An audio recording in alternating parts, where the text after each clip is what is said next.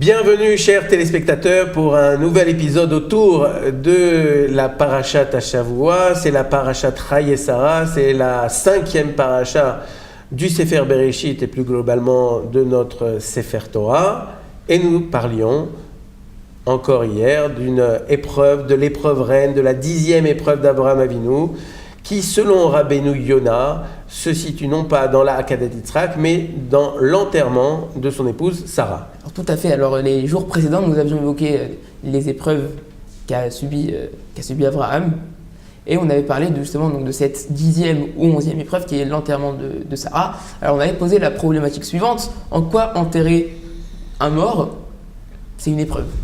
Alors nous allons développer tout ceci aujourd'hui à travers les quelques minutes qui vont suivre, et ceci grâce à un enseignement que nous avons reçu de Rav Benichou il y a quelques années. Alors, on va démarrer en résumant la situation pour les téléspectateurs qui n'ont pas suivi les épisodes précédents. Nous savons qu'Abraham Avinu a subi 10 épreuves. La 9e ou la 10e épreuve, on va dire que c'est la 9e puisque nous parlons d'une 10e épreuve. La 9e épreuve, c'est la Hakadat Yitzhak. La Hakadat Yitzhak, c'est le sacrifice d'Yitzhak, c'est-à-dire le fait de demander à Abraham Avinu de sacrifier son fils qu'il a tant attendu puisqu'il l'a eu à l'âge de 100 ans. Abraham Avinu a remporté cette épreuve, il était prêt à sacrifier son fils, et Akadosh Baruch Hu lui dit qu'il a réussi toutes ces épreuves. Survient juste après la mort de Sarah, et Rabbeinu Yonah nous dit que l'enterrement de Sarah constitue la 10e épreuve, et tu viens de nous le dire. En quoi cela constitue une épreuve, puisque c'est quelque chose qui arrive quotidiennement à des milliers de gens, le fait malheureusement d'enterrer leurs proches. Cela fait partie du projet divin de voir les générations se succéder les unes après les autres. Alors pour répondre à cette question, on va utiliser un outil, je dirais même plus qu'un outil, je dirais c'est la Torah orale, voilà, c'est la Gemara, le Talmud, qui parle justement de ce qui serait cette épreuve apparemment. Tout à fait, puisque Ramban Nachmanide, un sage qui a vécu au XIIe siècle en Espagne et ensuite qui s'est rendu en Israël, eh bien Ramban nous dit lui aussi que l'enterrement de Sarah constitue une épreuve, et il nous renvoie à la Gemara, la Masechet, le traité Baba Batra, et ce traité nous parle de cette épreuve. C'est la page 15 et tu vas nous en faire la récitation. Alors on raconte que Satan va devant Hachem, devant Dieu, et lui dit: voilà, j'ai parcouru le monde entier en long et en large et j'ai pas trouvé un serviteur aussi fidèle qu'Abraham. Parce que tu lui avais dit quoi? Qu'est-ce qu'Hachem avait promis à Abraham? Qu'il lui donnerait la terre en long, en large, et qu'il aurait tout plein de bénédictions. Et on voit que lorsqu'il souhaite enterrer sa femme, une parcelle de terre, il n'a pas trouvé. Comment dit-on? C'est un peu le résumé que dit Satan à Hachem à propos donc de cette épreuve. Il lui dit qu'une parcelle de terre, il ne l'a pas trouvée, donc il a dû payer 400 shekels. Et puis pour justement enterrer sa femme. Et malgré tout, il n'a pas remis en question ta conduite. Voilà. Donc en fait, la Gemara nous explique, et ceci selon le Ramban Nachmanide, qui nous a renvoyé à cette adresse, elle nous explique la nature de cette épreuve. La nature de cette épreuve, c'est qu'en fait, Abraham Avinu a reçu comme promesse d'Hachem, on ne parle pas d'une personne qui n'aurait pas forcément toutes les assurances, non, Hachem lui-même a promis à Abraham Avinu de lui donner la terre d'Eretz Israël. Il la parcourt de long en large, puisque c'est un des moyens d'acquisition de cette terre, et ceci pendant les années qui ont précédé tous ces événements. Et finalement, après toutes les épreuves qu'il a subies, Abraham Avinu ne demande qu'une seule chose: pouvoir enterrer Sarah, son épouse. Et à ce moment-là arrive un événement incroyable, c'est que dans toute la terre, celle qui lui a été promise, celle qui lui appartient et qui lui a été donnée par Dieu lui-même, il n'arrive pas à trouver un lieu pour enterrer Sarah. Et puis vous savez, un lieu de sépulture, c'est pas très très grand. Donc, Abraham aurait pu se dire: mais après tout ce que j'ai fait, toutes les épreuves que j'ai subies et que j'ai réussies, un petit lopin de terre, j'aurais pu obtenir d'Akadosh Baruch Hu. Eh bien, même ça, c'est difficile pour Avraham Avinu. Et ça constitue l'épreuve. Alors, on va peut-être donner un exemple. On va donner un exemple. Imaginons qu'un décret survienne dans un pays donné où vivent des Juifs et que dans ce pays, on leur dise « Désormais, vous n'avez plus le droit de manger kasher ». Que se passerait-il ? Tout le monde partirait du pays, je sais pas. Oui, mais si on ne peut pas partir du pays. On ne peut pas partir. Non, on ne peut pas partir. Alors on essaierait quand même de manger kasher. Pourquoi ? Parce que nous sommes dans une situation où il faut faire face à un décret qui est contre nous. Donc on sait que les projecteurs, entre guillemets, non pas les projecteurs de 613 TV, mais les projecteurs de l'histoire, les projecteurs d'Akadosh Baruch Hu, sont allumés. Akadosh Baruch Hu nous met à l'épreuve. Comment va-t-on se comporter lorsqu'une situation délicate comme celle-ci se déroule ? Mais lorsque nous sommes dans une situation où tout est ouvert, il est facile de manger kasher ou de ne pas manger kasher, est-ce qu'on est tellement pointilleux sur la cache-route ? Je pense pas. Peut-être oui, pour certains, mais pour beaucoup d'autres, ça n'est pas si important.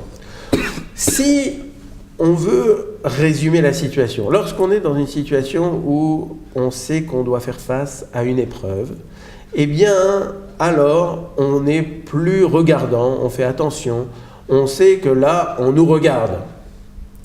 Mais lorsque une épreuve ne porte pas son nom, on ne sait pas qu'on est en train de vivre une épreuve, là, la situation est beaucoup plus délicate. Les projecteurs ne sont pas allumés, on ne sait pas qu'on nous regarde, et malgré tout, on nous met à l'épreuve. C'est ce qui arrive à Avraham Avinu. Avraham Avinu, pour l'ensemble des épreuves qu'il a déjà subies, il y a eu un top départ. Pour la Akedat Yitzhak, c'était attention. Maintenant, je te mets à l'épreuve, je décide que tu vas monter vers le Har Moriah, tu vas sacrifier Yitzhak, ton fils. Pour la fournaise, si on peut dire selon les commentateurs qui disent que c'est une épreuve, la fournaise, on sait très bien que tu vas descendre dans le feu, c'est une épreuve. Mais maintenant, le fait d'enterrer Sarah, en quoi ça constitue une épreuve ? À la limite, qu'elle soit morte, oui, c'est sûr que ça peut être une épreuve en soi, même si c'est normal de mourir. Mais après, l'enterrer, c'est vrai que c'est quand même assez étonnant qu'un enterrement devienne une épreuve. Eh bien, c'est précisément là où se situe l'épreuve la plus difficile. C'est-à-dire que quand moi, j'ai tout donné pour Akadosh Baruch Hu, Avraham a tout donné, il a donné sa vie, il a donné son prestige, il a tout fait pour Akadosh Baruch Hu, pour en fait aller selon les prescriptions. Il a lutté pour le monothéisme, reconnaître la grandeur d'Akadosh Baruch Hu. Il était seul. Et malgré tout, une petite chose, au moment où il croit qu'il a tout réussi, eh bien, il y a le petit grain de sable qui est insupportable, celui qui l'empêche d'avoir le repos de son âme, le fait qu'il veuille enterrer son épouse. Eh bien, même ça, Akadosh Baruch Hu, ça va lui donner une difficulté. Eh bien, c'est précisément là qu'on l'attend, dans les moments les plus anodins, les plus simples. C'est à ce moment-là qu'on teste un homme. Ça n'est pas quand on est sous le feu des projecteurs, ça n'est pas quand on est en représentation, quand on est en public où on veut faire du chesed, c'est-à-dire des actes de bonté, ça n'est pas à ce moment-là que se révèle un homme. La bonté d'un homme, eh bien, elle se révèle quand il est dans son foyer, avec son épouse, avec ses enfants, et qu'il se comporte là, avec bonté, lorsque personne ne le regarde. On a malheureusement des cas de gens qui font preuve d'une infinie bonté lorsqu'ils sont en société, mais qui sont des véritables monstres vis-à-vis de leur épouse ou vis-à-vis de leurs enfants. Eh bien, ce n'est pas ça qu'Akadosh Baruch Hu attend de nous. Il faut absolument vivre chaque événement de notre vie comme si nous étions sur les projecteurs. Alors, c'est pas facile, mais c'est ce qu'on attend de nous. Tout à fait, Rav, et donc c'est sur ces mots que nous n'allons pas terminer. Parce qu'il y a d'autres éléments que nous pouvons apprendre par rapport à ce qu'a vécu en fait Avraham Avinu. Premièrement, la notion d'épreuve. Il faut savoir que lorsque Akadosh Baruch Hu nous donne une épreuve, c'est pour nous faire grandir. Je pense que tu as passé le bac. Oui, oui, je l'ai passé le bac. Oui. Alors quand tu as passé le bac, tu as dû réviser, beaucoup, et ça t'a mené à un niveau de connaissance que tu n'aurais sans doute pas eu si tu n'avais pas passé le bac. Oui, mais j'ai eu très peur également. Hein. Tu as eu très peur. Ah oui, j'ai eu la peur de ma vie. C'est vrai. Sauf que lorsque on passe le bac, quand on passe une épreuve, on grandit. Eh bien, c'est l'objectif d'Akadosh Baruch Hu lorsqu'il nous envoie des épreuves. Alors, soyons clairs.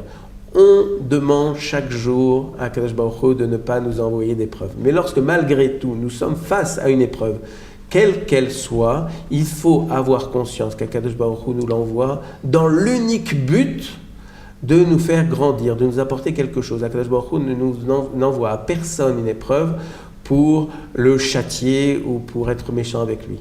Akadosh Baruch Hu est kulotov, c'est-à-dire qu'il est totalement bon. Et ça, c'est la première chose que nous devons savoir. Les 10 épreuves d'Avraham Avinu ont été l'opportunité pour lui de grandir et de nous donner en héritage une dimension extraordinaire et des valeurs qu'il n'aurait jamais acquises s'il n'avait pas vécu toutes ces épreuves. D'accord. Donc le vécu d'Avraham, c'est un peu un modèle pour nous en fait, c'est un modèle de comment nous on doit réagir face à l'épreuve. Face à l'épreuve. Alors la deuxième chose que nous pouvons tirer de cela, c'est que les épreuves les plus difficiles, ce sont celles précisément qui ne portent pas leur nom. Lorsqu'on ne sait pas qu'on vit une épreuve, lorsque l'on sait qu'on subit un examen, alors on doit se comporter en conséquence. Mais lorsqu'on ne sait pas qu'on est observé, et malgré tout, l'épreuve est là, eh bien c'est ça la chose la plus difficile, les épreuves les plus compliquées. Et pour ça, comment faire ? Il faut se former avant. Bien évidemment, si on n'a jamais révisé un examen, on ne peut pas le réussir. Et quand on a une interrogation surprise, ou lorsque le professeur nous enlève notre copie, eh bien on n'est pas prêt. C'est pareil dans la vie. Pour faire face aux événements de la vie qui sont les plus imprévus, les plus anodins, aux petits grains de sable qui va nous déstabiliser, il faut se préparer avant. Pour se préparer avant, il faut se comporter en tant qu'homme à chaque instant de notre vie. Et ça, c'est tout l'objectif de l'étude de la Torah. Savoir comment réagir. La Torah, c'est une Torah de vie qui nous permet d'être prêt face à tous les événements. C'est pas tellement compliqué d'être un homme bien, entre guillemets, si tout se passe comme une lettre à la poste quand tout va bien. Mais lorsqu'il y a un petit événement qui nous dérange dans la vie, alors c'est à ce moment-là qu'on mesure la valeur d'un homme. Comment il réagit face à l'adversité. Et cette adversité, ça peut être une petite contrariété, pas tellement importante, mais comment se comporte-t-il à ce moment-là ? Donc apparemment, on apprendrait à se former face aux épreuves avec la Torah. Exactement. Et ces enseignements de la Torah nous permettent de surmonter aussi bien les plus grandes épreuves, celles qui sont annoncées par Akadosh Baruch Hu, que les petits événements de la vie quotidienne, qui sont autant de petites épreuves que nous devons surmonter et en fait que nous devons transformer en expériences qui vont nous faire progresser. Dans la mesure où Hachem nous envoie une épreuve pour nous faire grandir, est-ce qu'on pourrait dire que la préparation à une épreuve, c'est l'épreuve d'avant ? Exactement. C'est un enchaînement d'épreuves, plus ou moins grandes, qui font que nous progressons et nous augmentons en niveau. Il y a un dernier enseignement peut-être que nous pouvons tirer de toutes ces épreuves qu'a subi Avraham Avinu, c'est qu'il est peut-être très très difficile de mourir al Kiddush Hashem. Vous avez bien évidemment à l'esprit tous les morts qui sont malheureusement, toutes les morts qui sont survenues pendant la Shoah, etc. Le premier mort qui est mort al Kiddush Hashem, on en a parlé les semaines précédentes, c'était donc le frère d'Avraham Avinu, Haran, qui a accepté de rentrer dans la fournaise et qui est mort al Kiddush Hashem. La mort al Kiddush Hashem et notre histoire est ponctuée de ces événements tragiques et d'une valeur inestimable pour Akadosh Baruch Hu. On dit que chaque homme ou femme qui qui meurt, Al-Kiddush Hashem, va directement au Gan Eden, puisque l'épreuve est tellement difficile que à elle-même, elle lui ouvre les portes donc, de la sérénité éternelle. Malgré tout, il y a peut-être encore plus fort que de mourir Al-Kiddush Hashem, c'est-à-dire de mourir pour la sanctification du nom divin. Il s'agit de vivre pour la sanctification du nom divin. C'est curieux. Oui, parce qu'en fait, mourir, et c'est encore une fois, je le répète, une épreuve que personne ne doit souhaiter, et on espère que personne ne subira plus jamais. Mais c'est l'histoire d'un instant. C'est-à-dire qu'on est face au bourreau, on est face à l'adversité. Il faut assumer cela, et c'est un instant incroyablement difficile, mais c'est un instant. Vivre pour la sanctification du nom d'Hachem, c'est-à-dire vivre pour Al-Kiddush Hashem, c'est une lutte de chaque instant. Il faut vivre selon les prescriptions d'Akadosh Baruch Hu à chaque instant. Il faut se comporter en tant qu'être humain qui représente la grandeur d'Hachem, et nous sommes en permanence en représentation vis-à-vis de nos proches, vis-à-vis de nos enfants, vis-à-vis de l'extérieur, vis-à-vis des non-juifs, et nous devons être à la hauteur de ce que représente le message qu'il a voulu nous transmettre. Eh bien oui, vivre Al-Kiddush Hashem, vivre pour sanctifier Hachem, c'est une lutte quotidienne, une lutte de petits événements les uns après les autres. Et ça dure longtemps, ça dure toute une vie. Et il ne faut jamais se relâcher, il n'y a pas de vacances. Alors ça, peut-être, c'est encore une épreuve beaucoup plus difficile. En résumé, nous sommes dans une vie d'épreuves, des épreuves qui sont les unes après les autres. Attention, on ne vous demande pas d'être au goulag. La vie, ça n'est pas un goulag. On prend aussi beaucoup de plaisir. Et on prend du plaisir lorsqu'on progresse en niveau. L'objectif de tout ça, c'est de nous rendre heureux et d'atteindre la plénitude. Mais pour ça, ça nécessite un travail quotidien, des efforts qui sont permanents. Et ça, c'est encore plus difficile. C'est tout le mal qu'on se souhaite.